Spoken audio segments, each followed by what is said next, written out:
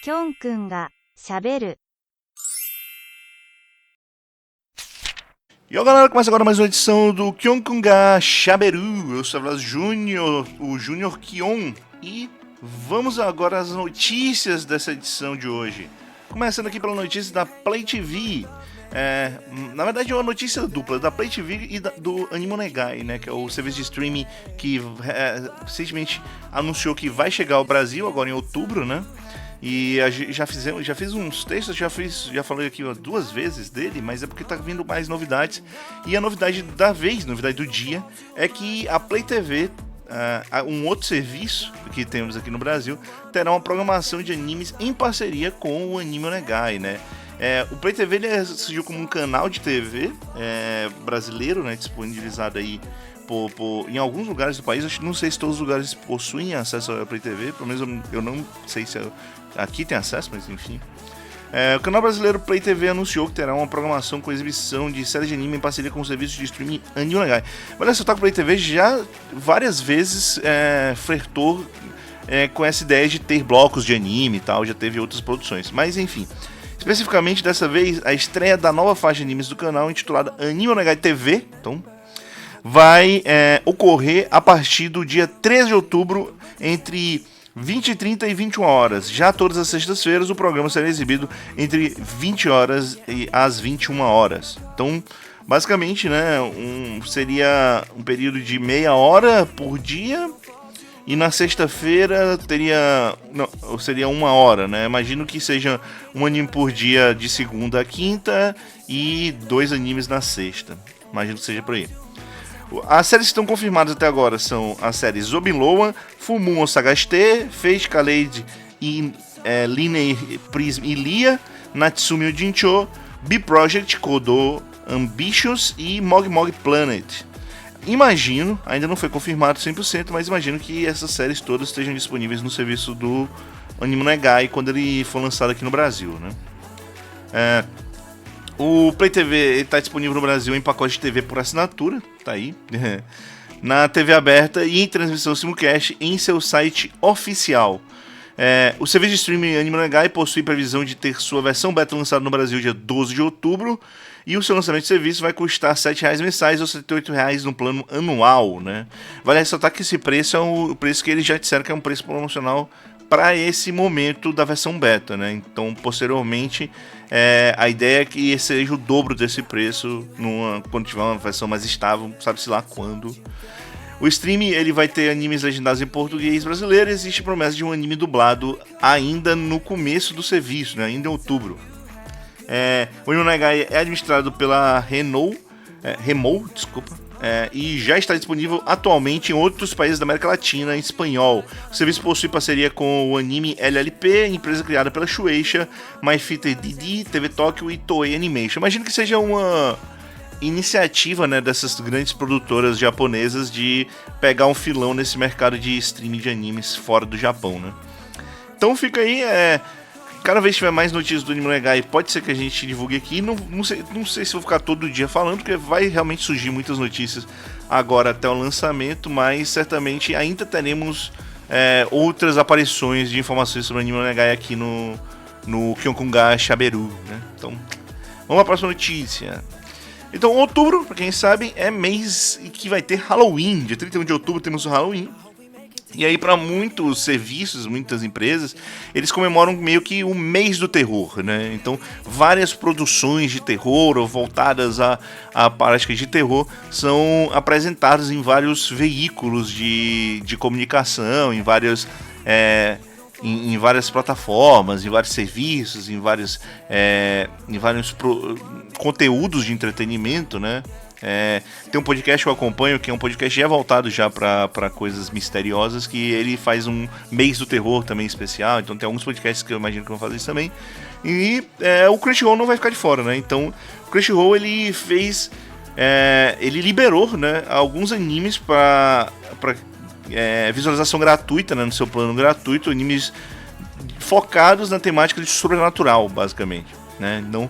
Então não necessariamente terror, porque alguns deles podem ter uma pegada mais de comédia e tal do tipo. Mas enfim, foram 15 animes de forma gratuita que estão sendo liberados esse mês pelo Crunchyroll. Então, dentre esses animes estão o Blood Blockade Battlefront, o Blue Exorcist, Hell's Paradise, Hellsing, Higurashi, When They Cry, né? Higurashi Haku no Koroni, prefiro acabo tomar acostumado com o nome em japonês mesmo, né? How to Keep Your Mummy, Jujutsu Collection, que é o primeiro anime de coleção assim, de Jujutsu. Tem um outro anime também de coletânea de Jujutsu no Netflix, não confundir, são obras diferentes, tá? Kemono de Ren, Mieruko-chan, The Case Study of Vanitas, The Vampire Dies in No Time, Tolebound Hanako-kun, Tokyo Ghoul, Trinity Blood e Zubiland Saga, né? Desses animes, o que eu recomendo mais assim, acredito que seja Hell's Paradise, é uma série muito interessante de ação e sobrenatural, assim. Higurashi, né? Higurashi acho que é uma pedida clássica para quem gosta de obras de terror. E pra quem gosta de coisas mais bem-humoradas, tem alguns animes aí que são mais de comédia, mas eu ficaria com o Zubiland Saga, que muita gente fala muito bem. Então, é isso. Tem algumas obras aí que eu admito que eu não gosto bastante, mas fica muito pela escolha de cada um. O Blue Exorcist também talvez é um bom pedido pra quem gosta de animes mais shounen. Enfim, né? Mês de outubro, quem quiser acompanhar lá no Crunchyroll, então tem essa novidade aí, uma novidade muito legal, eu acho bem bacana isso que o Crunchyroll tá fazendo. Então, é isso, confiram lá que vocês acharem mais interessante. Tem algumas informações aqui sobre os títulos na notícia aqui do IGN, se vocês quiserem dar uma olhada, dê uma olhada lá. Inclusive falando aqui sobre Hellsing, eu acho que Hellsing é o mais clássico desses aí. Só pra deixar claro que essa primeira série de Hellsing, não Hellsing Ultimate, né, porque tem duas séries diferentes. O Ultimate ele é mais próximo do mangá e esse primeiro Hellsing tem mais liberdades. Os dois têm seu lado interessante. Eu acho que o Ultimate ele ainda é melhor, né, no geral, embora eu não goste tanto do final. Mas esse primeiro Hellsing tem coisas interessantes. A trilha sonora é espetacular nesse primeiro Hellsing. Enfim, vamos para a próxima notícia, que vai ser sobre mangá de Shugochara que terá sequência em 2024. Então, os amantes de mangás sobre garotas mágicas podem comemorar, pois Shugochara ganhará uma continuação em 2024. A novidade foi revelada na edição mais recente da revista Nakayoshi. Então, Shugochara ele é uma obra da dupla Peach, né? Que é uma dupla de duas autoras de mangá que tem várias obras, assim. As duas mais famosas, as duas franquias mais famosas são o Shugochara e o Rose Maiden, né? O Shugochara, inclusive, elas chegaram a ganhar prêmios acho que no mangá Taisho, de melhor obra voltada para o público infantil, né? Ele tem essa pegada, ele é um anime de garotas mágicas com uma pegada meio infantil, mas ele é bem interessante. Eu me lembro que eu comecei a acompanhar ele na época que ele saiu. Eu não cheguei a ver todo, mas eu comecei a acompanhar na época que ele saiu, muito porque também eu cheguei a trabalhar em traduções do texto original para essa obra. Na verdade, do texto em inglês para essa obra. Mas não cheguei a terminar, mas é uma obra que, pelo menos do que eu vi, eu posso dizer, é uma obra bem divertida, bem interessante. Pra quem gosta de Mahou Shoujo, é uma obra bem legal mesmo, assim, vale muito a pena. E tem essa parada, né, que a obra ela foi lançada originalmente o mangá em 2006 a 2010. Tem um anime de 3 temporadas, com 127 episódios. E teve algumas outras versões, alguns outros spin-offs também lançados depois, mas continuação da obra clássica mesmo seria agora, em 2024, né? Vale ressaltar que o próprio Peach também está lançou mais recentemente uma continuação do Rose Maiden, que é outro clássico da dupla, né? Tem outras obras bastante famosas, por exemplo, a gente falou hoje do Zombie Loan, que vai estar na Play TV, também é dela. E outras obras. Eu não gosto de todas as obras, principalmente as incursões dela nessa pegada meio sobrenatural e terror, como o Zombie Loan, eu não sou tão fã. Mas tem outras obras que são bem interessantes, né? Rose Maiden não é muito minha obra preferida, mas tem uma pegada interessante, tem algumas pessoas que gostam bastante. Shugochara, como já disse, é uma obra que eu acho bem divertida. Tem um Dears, que é uma obra que ela peca um pouco no exagero do eti, mas fora isso é uma obra até bonitinha. E tem outras obras da dupla, então é uma dupla bem famosa no geral, bem produtiva. E vai ter essa volta aí, Shugochara, então fica a dica para quem gosta de obras Mahou Shoujo. E se você não viu a primeira série, não leu o mangá, se você tem um Crunchyroll, né, tá completo lá, os 127 episódios estão disponíveis na plataforma também. Enfim, falar um pouco aqui de notícia não muito feliz, na verdade, eu diria que é uma notícia bem triste, né? Que é a insatisfação, né, de muitos trabalhadores do Estúdio Mapa, né, falando sobre as condições desagradáveis de trabalho. A gente vem assistindo nos últimos tempos bastante divulgação sobre como tem condições de trabalho complicadíssimas dentro da indústria de animação, e o Mapa, mesmo sendo um dos estúdios mais famosos recentemente, fez algumas das obras mais queridas pelo público em geral, pelo público tanto japonês quanto público ocidental. Mas tem bastante, já fazia um tempo que havia as denúncias e mais recentemente teve mais divulgações sobre isso, né? Tem toda a questão de que o Mapa recentemente começou a pedir um NDA, um contrato, né, para as pessoas que trabalham nos animes não divulguem informações internas. Isso que gerou um grande burburinho, uma grande crítica, né? Mas além disso tem toda essa questão das horas gigantes de trabalho. Agora no Jujutsu Kaisen, que se tornou um cronograma tão absurdo que muitas pessoas percebem, assim, na própria animação você percebe os vários problemas que teve, né? Teve um grande gap entre a primeira parte da obra e a parte atual que está sendo exibida do anime. Então teve várias questões que está reverberando e está saindo para o público, mas mais especificamente, que é mais triste, são esses desabafos, né? Não é nem mais denúncia, é meio que desabafo de pessoas dentro do estúdio falando sobre o status que não tá legal, né? Então teve alguns tweets, alguns supostos participantes do estúdio, né? Chegaram a falar, né? Pô, vou ler alguns aqui. Por exemplo, esse aqui falou que em vez de obrigar as pessoas a escreverem um compromisso para evitar reclamações, você poderia evitar um ambiente onde elas não reclamariam, né? Falando sobre a questão do NDA. E aqui, não tenho nada a perder, se quiser me levar ao tribunal por reclamar eu aceito. Silenciar a equipe de falar sobre como as condições de trabalho ironicamente péssimo. Não me importo neste momento porque sim, o cronograma está além do terrível. Não comprometerei minha saúde por um trabalho que nem sequer cobrirá todo o meu aluguel, e etc, etc. Então tem bastante coisa, bastante divulgação que é triste, né? A gente que acompanha a indústria de anime sabe que tem uma questão de muitos estúdios terem meio que essa pegada, pelo menos o que se fala, né, o que se divulga, que há essa pegada de várias obras extenuantes de trabalho com salários que não são tão bons, né?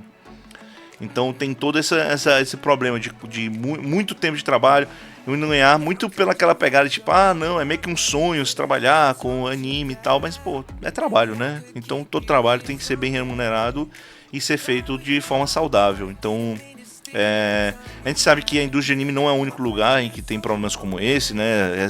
Nos últimos anos teve muita divulgação, mesmo dentro da indústria de entretenimento, voltada a videogame, voltada à produção de efeitos visuais, entre várias outras, e vários outros casos de trabalho dentro da indústria de entretenimento. E fora da indústria de entretenimento também a gente acompanha bastante. Eu já tive problemas com lugares que eu trabalhei que exigiram muito mais do que deveria do meu tempo de trabalho. Então, assim, tem uma questão muito das culturas em geral, mas é sempre triste ver esse tipo de informação. E a divulgação desse tipo de resultado é muito importante para que mude, porque não falar, falar muitas vezes não leva tantas mudanças, mas não falar não leva a nenhuma. Então é fundamental que tenha assim essa divulgação e problemas envolvendo. Fico triste porque é um dos estúdios que produziram algumas das minhas obras preferidas nos últimos tempos, mas é importante saber esse tipo de informação. Enfim, né, tem a matéria aqui do IGM, vocês podem ver mais informações. Se vocês procurarem na internet, vocês vão ter mais informações sobre isso. Não é uma coisa nova, eu tô trazendo para cá hoje, porque teve essa matéria maior do IGN, mas isso já é divulgado há mais tempo. E principalmente agora teve essa visão maior sobre o assunto, essa lupa, eu falar, né? O aumento da visão sobre esse assunto por causa da produção da segunda temporada de Jujutsu Kaisen, né? Que é um anime muito, muito aguardado e que chama muita atenção do público. Enfim, Vamos aqui para nossa última notícia, também vai ser uma notícia sobre Cartoon, né? Fazendo pegada um pouco diferente, trazendo aqui no final uma informação sobre Cartoon. Vai ser sobre a animação Hazbin Hotel, né? Que vai chegar no começo de 2024, a primeira temporada pro Prime Video, e já foi anunciado uma segunda temporada, né? Prime Video tem um pouco dessas questões de você já produzir uma série já anunciando temporadas futuras. E esse caso especificamente é muito interessante. Eu gosto muito quando acontece isso, de tipo animações que fizeram muito sucesso na internet por alguns motivos e tal, pegadas, visual, personagens carismáticos, e que acabam sendo trazidas para um serviço maior, para TV, como é o caso do Hazbin Hotel. O Hazbin Hotel ele surgiu como uma animação para YouTube, que acabou tendo um episódio piloto muito famoso, né? Esse episódio piloto foi divulgado para muitas empresas, e acabou sendo divulgado. Hoje tem sim, nos últimos anos uma tendência muito grande de exibições desses episódios de novas animações pilotos, e geralmente quando faz muito sucesso existe chances de realmente ganhar uma atenção de canais de TV e serviços de streaming. Infelizmente o Hazbin Hotel é uma das animações que inclusive eu já nos últimos anos eu vi muita coisa dessas de YouTube, muita gente falando, muita gente gosta de animação falando, muitos lugares, imagens e tal, fanarts e coisas do tipo. Então tem muita informação, tem um site lá da autora, da Vivienne Medrano, que criou a obra. No site do YouTube você consegue achar o piloto, e você consegue ver várias outras animações nessa mesma linha do Hazbin Hotel. E eu tô bem empolgado pra ver essa primeira temporada, uma temporada completa, né? Já teve várias outras obras muito interessantes que vieram dessa, né? O Infinity Train, que ganhou série pelo Cartoon Network e depois pelo HBO Max, né? Pro serviço da Warner. Também teve tem o Pra Sempre 12, agora não sei se é Pra Sempre 12, Pra Sempre 13, que é uma animação que também ganhou bastante espaço. Depois foi a Netflix acabou trazendo ela, e tem uma animação de 2 ou 3 temporadas. Tem um dos meus preferidos, que é o Bebop Cat, que é uma animação muito legal do pessoal do Frederator, que é a mesma galera que fez o Hora de Aventura, né? E o Bravest Warriors. Então tem um material muito legal, e depois acabou ganhando uma série completa na Netflix. E tem uma temporada completa no YouTube, e tem uma temporada na Netflix que é mais expansiva, inclusive. Entre outras obras, né? Final Space, entre muitas outras séries de animação que acabam ganhando isso. Se você tem interesse por animação, tem bastante animação interessante no YouTube, muitos desses pilotos, e muitas delas acabam ganhando essa notoriedade, virando séries mesmo. Infelizmente alguns não ganham, né? Porque tem alguns que também são muito bons e não ganham, não é um espaço para todos. Mas fico feliz que o Hazbin Hotel chegou a ganhar essa fama. Já tinha sido anunciado faz um tempo, né, que ia ter a primeira temporada, e aí o anúncio agora tá vindo já com essa informação sobre a segunda temporada, e mostrando também um pouco do visual da animação, de como vai ficar para o Prime Video. Então é isso, essa é a última notícia. Como indicação hoje de texto, vou indicar um texto lá do Anime Coach, que é um texto meu, que na verdade eu produzi originalmente lá pro Anime Portfólio, mas eu trouxe pro Anime Coach com um título diferente, né? Lá no Anime Portfólio era parte da coluna Pensador Otaku, eu trouxe pro Anime Coach como Tecnologia Anime Mangá, que é onde eu falo e discuto e converso um pouco sobre a origem do termo otaku, e falando sobre como ele evoluiu com o tempo, como ele tem vários significados ao longo do tempo, né? E eu parto um pouco pro lado mais positivo, né? De como esse termo foi tratado de uma forma positiva em alguns aspectos voltado ao fã de anime e mangá, mas também falo de coisas negativas, como o caso do famoso caso do assassino otaku, né? Que teve no Japão, que é um caso muito triste, né? Que se passou lá nos anos 80, que acabou gerando ainda mais uma crítica aos otakus, que acabou perdura até hoje, né? Mas acaba perdurando muito ali pelos final dos anos 80 e no começo dos anos 90, que houve um crescimento muito grande dos movimentos anti-anime e anti-mangá no Japão. E aí eu falo bastante, e aí, como é um texto já relativamente antigo, eu não tenho toda a atualização do como está sendo explorado o termo atualmente. Embora o final eu fale um pouco sobre isso, sobre o aspecto ocidental de como esse termo está sendo explorado. Inclusive foi um termo muito motivado por causa de um anime que eu vi falando sobre soft power, né?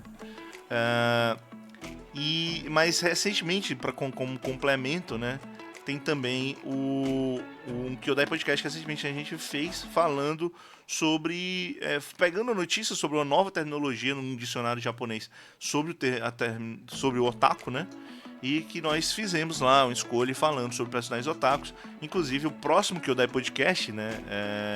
A gente teve um Kyodai Podcast que gravou ontem, e o próximo vai ser um também falando sobre obras focadas em otakus, né? Então tem bastante coisa aí para vocês verem um pouco sobre essa terminologia e como esse termo foi se ressignificando ao longo do tempo até chegar o que é mais conhecido hoje, aqui no Ocidente principalmente voltado à questão do fã de anime e mangá, mas lá no Japão muito focado a pessoa que é fã meio que por alguma coisa, né? Que tem um fanatismo maior e dedica tempo e dinheiro e recursos diversos para esse tipo de hobby, né? Ele tá muito focado na questão de hobby hoje em dia, nas tecnologias mais atuais do termo otaku no Japão. Enfim, fala um pouco aqui também sobre o fenômeno que foi o Tenshotoku, né? Principalmente o dorama, né? Mas focado principalmente numa lenda de internet. E muito interessante sobre o que vai falar. Modéstia à parte, é um texto que eu me orgulho bastante de ter escrito. Que é um texto que não é tão grande, para ser bem sincero, mas eu tentei fazer com o maior carinho possível falar sobre isso. Então fica essa indicação aí sobre esse texto, terminologia anime mangá otaku. E é isso, termino por hoje o Kyonkunga Shaberu. Nos vemos amanhã. Tchau. Então, se você é criador de conteúdo sobre anime, mangás e afins e tem interesse em participar da Iniciativa Kyodai, nos envie um e-mail para iniciativakyodai@gmail.com ou entre em contato conosco pelas nossas redes sociais. Inclusive, convidamos todos a seguir a Iniciativa Kyodai nas redes sociais, tanto no X, quanto no Blue Sky, tudo @ikyodai. E vale ressaltar que em cada rede social nós temos conteúdos exclusivos para cada rede. Então, considere nos seguir e até a próxima.